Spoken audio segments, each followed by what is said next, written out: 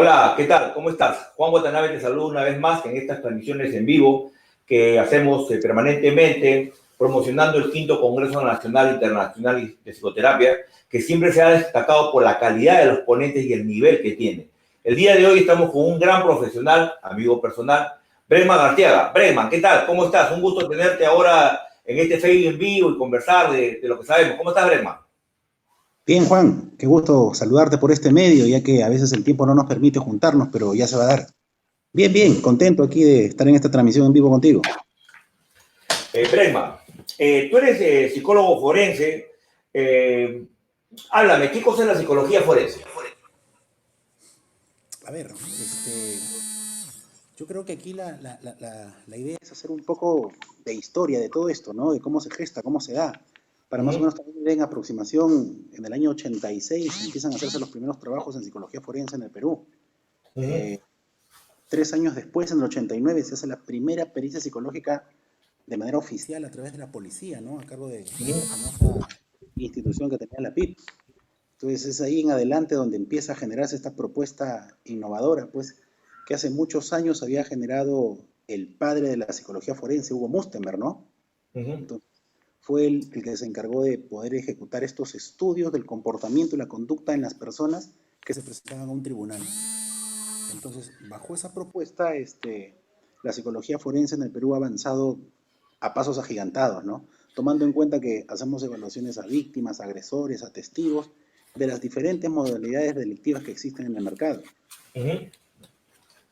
Hablaba la otra vez con Richard Lizano y me decía que la mayoría de psicólogos forenses en el país se han formado por el expertise, por la experiencia en el campo, donde ahí se ha creado el espacio para ir de alguna forma tratando de regularizar este camino de la psicología forense, que me parece bastante interesante, porque en los tiempos que yo estudiaba hablábamos de Ferri, Lombroso, Garófalo, la teoría tríptica, ¿no? El criminal nato, ¿no? Que ahora hay una evolución permanente y a partir de ahí empezarían mis preguntas dentro del campo. Cuando nosotros hablamos de descubrir al delincuente, se hacen una serie de pericias.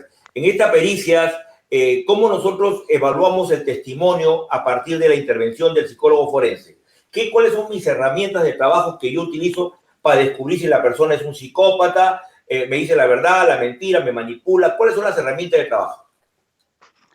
En efecto, mira, hace antiguamente, muchos años atrás, las propuestas estaban dadas a través de lo que había presentado César Lombroso Levi, ¿no? A través de las expresiones antropométricas, los puntos craneométricos que tenía esta persona, para poder, de acuerdo a la teoría de Lombroso, plantear una posible característica de un criminal.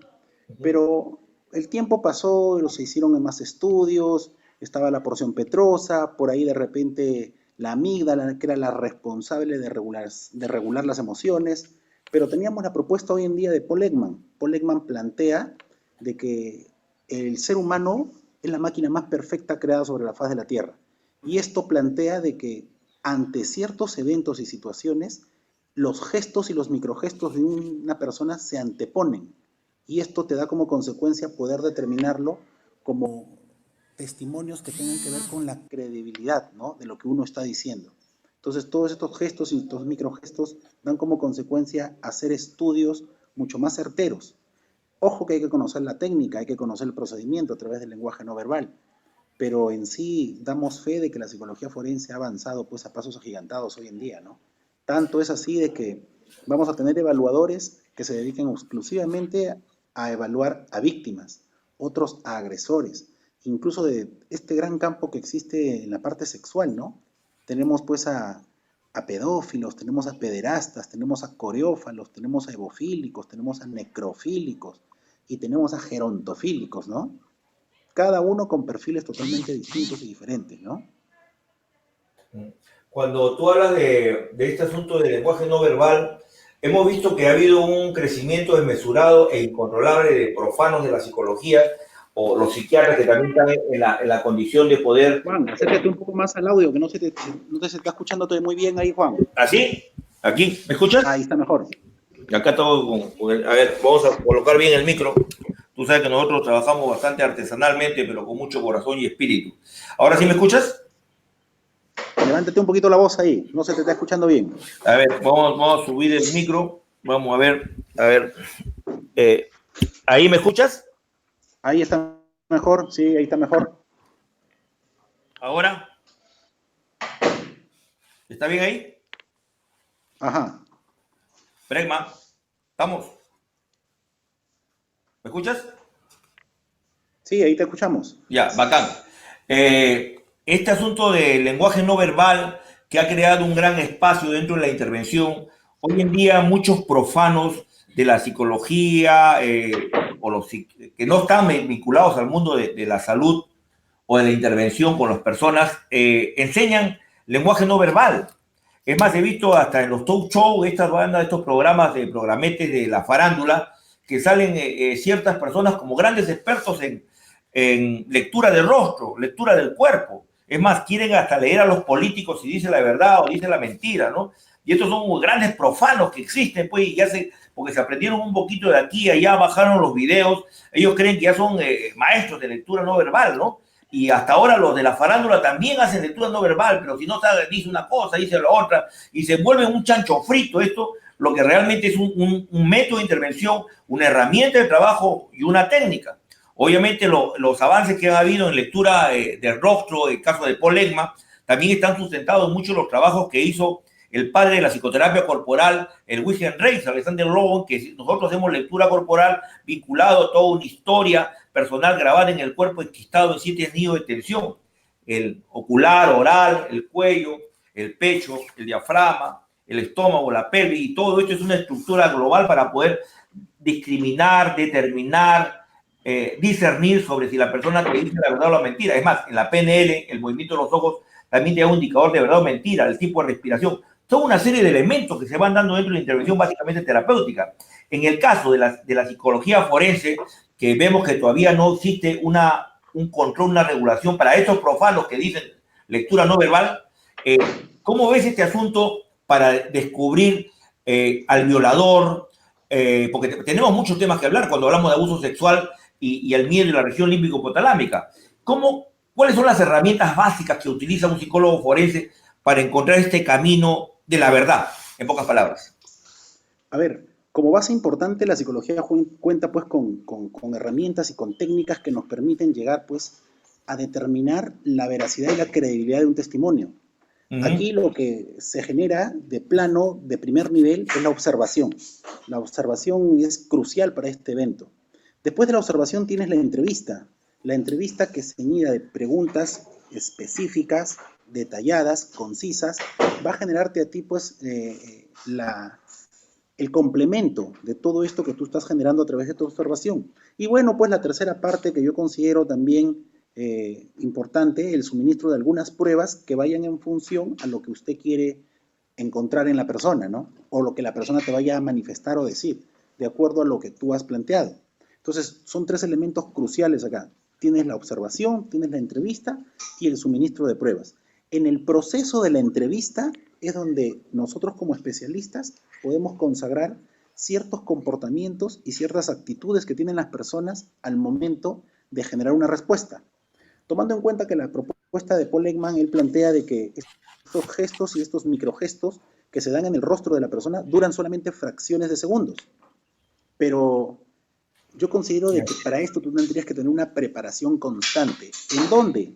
En las diferentes entrevistas que puedas haber generado, ¿no? Donde tú de manera sensata hagas el estudio y el análisis de estas conductas y estos comportamientos, que no lo vas a lograr pues viendo periódicos, viendo eventos publicitarios o por ahí de repente viendo, no sé, programas de televisión que no enfocan una verdadera postura, ¿no? En el comportamiento no verbal del ser humano. Acuérdate que todo esto ya detrás de la televisión va como que preparado, armado, e incluso generado a través de una careta y una fachada, ¿no?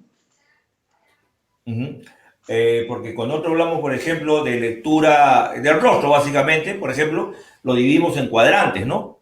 Pueden ser frontales, lo partimos en 4, la relación que hay entre un ojo y la boca, la respiración, todos son una serie de elementos que nosotros estamos viendo dentro de estos microgestos, ¿no? Para encontrar el camino hacia la verdad, que es lo que se busca en términos jurídicos, ¿no? Y creo que en toda relación humana amical, de pareja, familia, lo que buscamos es la sinceridad, ¿no? Hay un libro que se llama Todos Somos Uno. ¿Me escucha bien ahí, Bregman? ¿Me Sí, escucha? sí, fuerte y claro. Ya, hay un libro famoso de Schultz que se llama Todos Somos Uno, y el capítulo 4 se llama Sinceridad y Franqueza. Y en este capítulo 4 él dice los beneficios de salud, de ser honesto y lo perjudicial que puede ser mentir, ¿no? Con una serie de elaboraciones que vas construyendo a partir de la desconexión con tus propias emociones y tu verdadero cuerpo, ¿no? Entonces esto te genera una situación perturbadora que se acumula en el cuerpo, desde la gastritis, las úlceras, el cáncer al estómago, las parálisis faciales, toda una serie de situaciones de estrés, ¿no? Entonces, Bregman, sin salir un poco del tema, tú eres conocido cuando trabajas mucho por la victimización, ¿no? Y hoy en día vemos dentro de lo social sin ser xenofóbico, porque la gente tiene fácil de poner el dedo acusador. ¿Cómo ves esta migración de los venezolanos y la cantidad de delincuencia que se ve a partir de esa estructura social, ¿no? Muy diferente a la nuestra, donde hoy día se decapita, se descuartiza, toda una serie de cosas que vemos por la televisión. ¿Tú cómo ves esto? Juan, aquí la propuesta es muy variada, toda vez de que lo que tendríamos que ver es en esencia la motivación que tiene la persona, ¿no? Vemos actos de tipo criminal que se han suscitado y que se han generado y se vienen dando por medias cuestiones que van motivadas a. Es como que estudiemos las tres principales motivaciones que mueven el mercado criminal, ¿no? Una de ellas es el dogma, la doctrina, el pensamiento. O sea, estas personas buscan ejecutar actos criminales ceñidos por un patrón que va por una doctrina, ¿no? Acuérdate aquí de los musulmanes, los talibanes, Al Qaeda. Por ejemplo, tienes a Pinochet, tienes en Alemania un Adolfo Hitler, tienes por ahí de repente en Perú un Sendero Luminoso, el MRTA, que generaban actos de tipo criminal siguiendo un pensamiento, una doctrina. Pero tienes un segundo rubro, ¿no? Que tiene que ver con la parte económica. O sea, la motivación acá para matar es el dinero, el lucro. Y una tercera obedece a una parte de corte psicológica. ¿Pero por qué psicológica? Porque acá los expertos han determinado de que esta persona tiene un deterioro cognitivo, una esquizofrenia.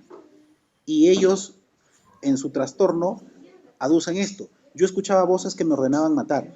Se hacen las evaluaciones psicológicas y psiquiátricas y se determina que la persona tiene esquizofrenia. Entonces, bajo esa propuesta estamos hablando de una motivación netamente psicológica, ¿no? Toda vez de que ellos, en su mayoría de veces, sienten mucho placer por la ejecución de estos actos criminales. Tres motivaciones te mueven el mercado criminal: dogma, doctrina, pensamiento, la cuestión económica remunerativa y por ahí la parte psicológica, ¿no? Aquí también vemos el control de las propias emociones, donde las personas no son capaces de controlar estas y desbordan en conductas violentas, criminales, donde rápidamente pues saltan a las principales páginas periodísticas, ¿no? Y eso es lo que llama la atención. Cuando tú hablas de un dogma, hablas de una estructura de personalidad que tiene que ver con la concientización de los grupos de referencia. Cuando tú hablas de personalidad y hablas de esquizofrenia, hablas de un problema dentro de la salud mental del individuo. ¿Es correcto? A partir de ahí, el dogmático necesariamente no tiene que ser esquizofrénico.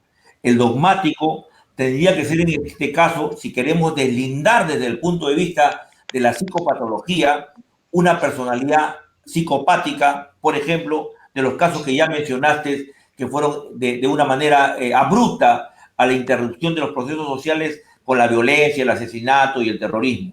O sea, habla de dogma, pero el dogmático no necesariamente es un esquizofrénico. Entonces habría una contradicción dentro de estas polaridades de esta tesis de trabajo que es dogma, lo económico y lo esquizofrénico. Hay que tener en cuenta que si hablamos de psicopatología, el esquizofrénico, dentro de su categorización paranoica, frénica, residual y tantas esquizofrenias que hay, la psicopatía es un rubro aparte dentro de lo que son las enfermedades mentales, que no dejan de salir una realidad contextual, pero ya también hablamos de la manipulación del sistema premórbido que tiene el psicópata a conseguir lo que quiere, ¿no?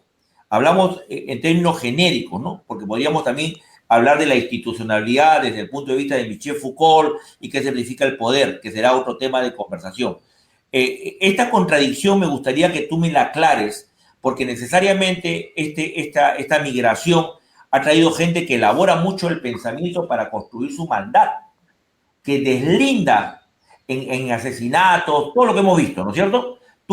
Me gustaría que me aclares esta contradicción dentro del campo psicopatológico. Más o menos, ¿no? ¿Se entendió aquí la propuesta sigue siendo muy variada también, toda vez de que tenemos, acuérdate que lo que planteaba Albert Bandura es de que habían comportamientos y conductas que se ceñían por patrones que tenían que ver con la imitación, ¿no? Esto es lo que él determinó como el aprendizaje vicario. Pero si nosotros hacemos un análisis de todas las sociedades, por ejemplo, tenemos la mexicana, que es mucho más fría en su accionar. Después podría estar la colombiana, y después de la colombiana viene la venezolana, ¿no? Entonces, son patrones de conducta que se han imitado, y que están dando como respuesta esto de las bandas rivales, ¿no? De poder promover actos de castigo que llamen, pues, a la admiración, a la sorpresa, al hecho de, mira, yo puedo hacer esto también, ¿no? Y esto es lo que en algún momento pueden tomar en cuenta estas bandas, pues, que forman parte de nuestra sociedad, ¿no? Aquí en Perú. Entonces, ¿podrían imitar también? Sí, podrían imitar, podrían generar. Pero acuérdate de que la mayoría de estos actos son netamente aprendidos. Y como son aprendidos, pues, buscan ser, pues, imitados y repetidos. Ahora, aquí también tenemos que ajustar algo que es importante. El nivel psicopático que tiene la persona para la ejecución de estos actos. Tomando en cuenta, pues, que hay personas que tienen un trastorno del pensamiento, que podría ser una esquizofrenia, o simplemente pueden tener esto de el gozo, el deleite, el placer por ejecutar daño a otras personas, ¿no? Entonces, esto se logra determinar, se logra ubicar en evaluaciones psicológicas, ¿no? Donde tú vas a discriminar, primero, cuál es la motivación y después cuál es la intención que tuvo. Acuérdate que la motivación y la intención siempre van a ir de la mano para poder ejecutar este tipo de actos, ¿no? Muy violentos, por cierto. Alguna vez, en mis tiempos, cuando estaba ahí, ¿bien? ¿Me escuchas? ¿Me escuchas, Bregman? Aló, Bregman, ¿me escuchas? Juan, ¿me escuchas? Yo sí te escucho. ¿Tú me escuchas? Juan, ¿aló? ¿Me escuchas? Sí.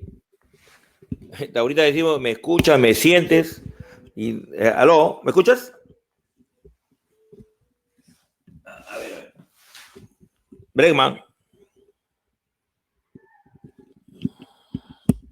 Bregman. ¿Se paralizó? ¿Qué ha pasado? ¿Aló? Bregman, ¿estás ahí? Bregman, ¿me escuchas? Sí, te escucho. Ya. Parece que se interrumpió un poco la señal. ¿Tú me ves? Sí, ahí estamos, ahí está. Ya, ok. Yo no te veo, pero ya aparecerás.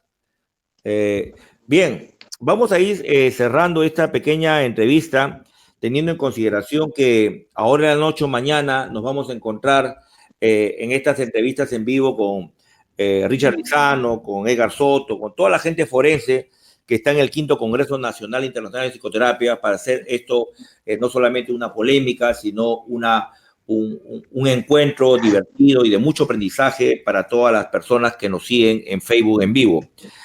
Richard, vas a estar una vez más en el 5º Congreso Nacional Internacional de Psicoterapia. Cuéntanos, ¿qué nos vas a presentar en este congreso? Bien, Juan, vamos a hablar pues algo de los perfiles, vamos a hablar algo de las características actitudinales y comportamentales que motivan a las personas a cometer este tipo de actos, ¿no? Tomando en cuenta ciertas propuestas que te lanza Paul Ekman para sus evaluaciones o para efectos de poder generar entrevistas que vayan ceñidas única y exclusivamente a personas que han cometido actos delictuosos. Y bueno, pues por ahí de repente si se da la opción ver un taller, ¿no? De cuáles son las formas de evaluación que existen en agresores y víctimas de violencia sexual, de violencia doméstica o en casos pues de homicidios, ¿no? O algo que se está tomando en cuenta en nuestra realidad son los casos de feminicidio. Hay que tomar en cuenta acá que la cuestión formal para este tipo de eventos, en términos adecuados, sería uxoricidio. Si nosotros hacemos un recuento, el feminicidio es la muerte que tú le generas a una mujer por razones de género. Ojo, por el simple hecho de ser mujer tú la matas. Pero los casos que vemos día a día son casos de uxoricidio. O sea, es la muerte que tú le generas a una mujer, pero que ésta está dada a manos de su cónyuge, de su pareja, de su esposo. Entonces, aquí la bibliografía es muy clara en esto, ¿no? Pero también vamos a hacer un entendimiento y una comprensión de los términos que se deberían emplear para cada evento que llama mucho la atención en nuestra sociedad, ¿no? Tengo tantas preguntas guardadas acá en mi caja de herramientas para hacerte, porque siempre es una riqueza poder conversar contigo y hablar de estos temas que me llaman muchísimo la atención. Tantas preguntas que tengo, pero esto ya lo voy a sacar de a pocos para seguir nuestra conversa. Muchísimas gracias, Bregman, de estar en este momento que compartimos en Facebook. La gente donde te puede encontrar, teniendo en cuenta, aviso a toda la gente que nos sigue en Facebook, vamos a hacer una especialización, un diplomado con Bregman Arteaga, Richard Lizano y otros cuantos forenses más, con una certificación que la vamos a dar a todos los que estén deseosos de aprender todo lo que tiene que ver con la psicología forense y la psicoterapia. Juntos estaremos una vez más con ustedes después del Congreso, haremos un trabajo semipresencial y ya le informaremos. Bregman, tu invitación al quinto Congreso. Richard, sí. Juan, de plano, darte las gracias por esta invitación, por esta transmisión, y a la vez también invitar a todos los seguidores de la psicoterapia y la psicología forense para este magno evento que se realizará pues en este congreso que tienes a bien convocar, donde se tocarán temas muy complejos, ¿no? Y por ahí de repente, para el interés de todas las personas que siguen este evento en psicología forense, en psicología criminal, pueden seguir a través de la página, el Facebook, y por ahí a todos los eventos que nos presentamos, pues poderlos seguir de manera directa, ¿no? Una vez más, te doy las gracias a ti por este evento en simultáneo y invitar a todos los que te siguen y a los que no, a este congreso que se va a realizar, pues que va a causar mucha polémica, expectativa, ¿no? Por la forma en que se va a generar, ¿no? Gracias, mi hermano, por tus palabras y nos estamos viendo pronto y nos veremos en el quinto Congreso Nacional Internacional de Psicoterapia, 26 y 27 de octubre, Universidad Tecnológica del Perú. Chao, mi hermano, estamos en la conversa. Un fuerte abrazo. Gracias, Juan, un abrazo, cuídate. Chao.